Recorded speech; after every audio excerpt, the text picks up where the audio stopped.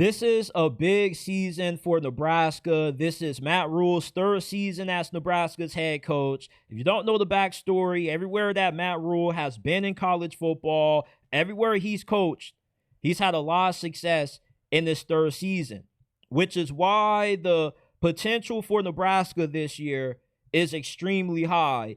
How good Nebraska could be and where this program could be in December has a lot of people, not just in Nebraska's fan base, excited, but in the national media excited.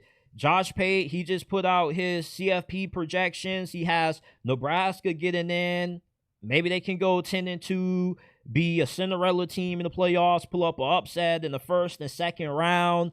How they looked against Cincinnati was going to go a long way to figuring out what this team was going to be and what this team has the potential to be in Matt Rhule's third season, and they answered the test.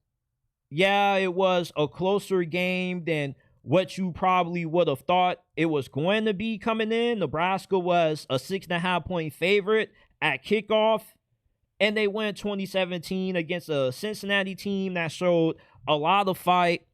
But despite Nebraska's win over Cincinnati not being pretty, what we know about this team is now that they can win one-possession games. For over the last 6 years, Nebraska has been the worst one-possession team in college football. They went 7-6 last year. 5 out of 6 of those losses came in one-score games. And when Nebraska got up by 10 points and Cincinnati came back and they cut the lead from 10-3, you started getting a little bit of PTSD for Nebraska. You were kind of saying, here we go again. We're struggling to close out a team in the fourth quarter. Is this going to be the same misfortune that we've seen in these first 2 seasons under Matt Rhule? It wasn't. Nebraska, they were able to seal this game late. They got a game-sealing interception. The play calling and the handling of that situation by Cincinnati was really bad. You're trying to get home run shots when you're in field goal range. Play for overtime. If it's not there, don't force it. But Nebraska's defense answered the call. There's a lot of teams that would have dropped that interception.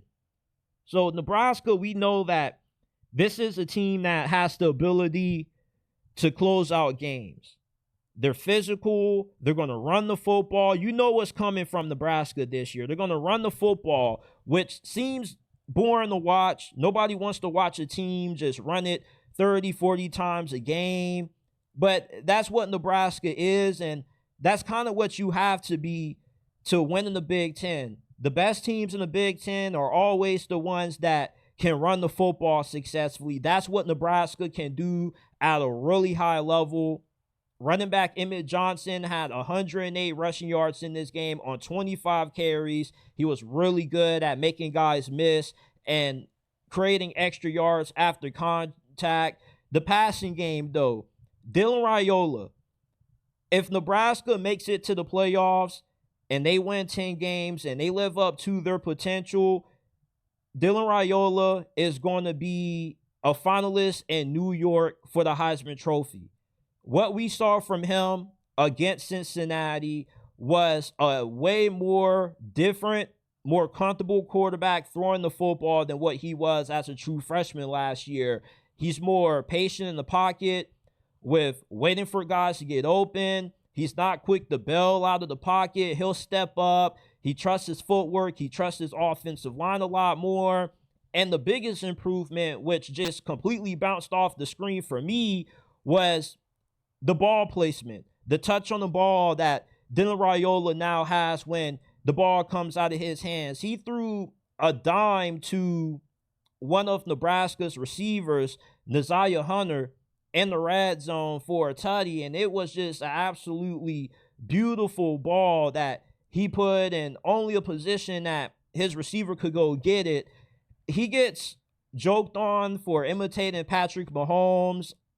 I don't see anything wrong with it. There's not anybody better to impersonate than arguably the greatest quarterback in NFL history.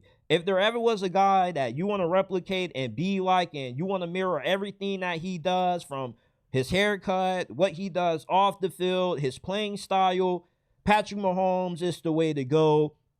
If Nebraska can just get 70% of Patrick Mahomes and Dylan Raiola, the limit for this team is limitless. They could go from being a 6-7 win team to probably being a 10-win team that wins a playoff game or two. They end up being the new Cinderellas of college football. This Nebraska team, what we know about them early is that this is a team that isn't built to win with a lot of style points. They're going to win a bunch of 24-20, 17-13 kind of games. They're a run-heavy team that they can throw the football when they need to, but their cup of tea is just running it, winning time of possession, dominating the line of scrimmage, proving that they're going to be the more physical team than you, and relying on good defense. And that's the identity that the previous teams that Matt Rhule has coached on have all had when they've had a lot of success in his third season.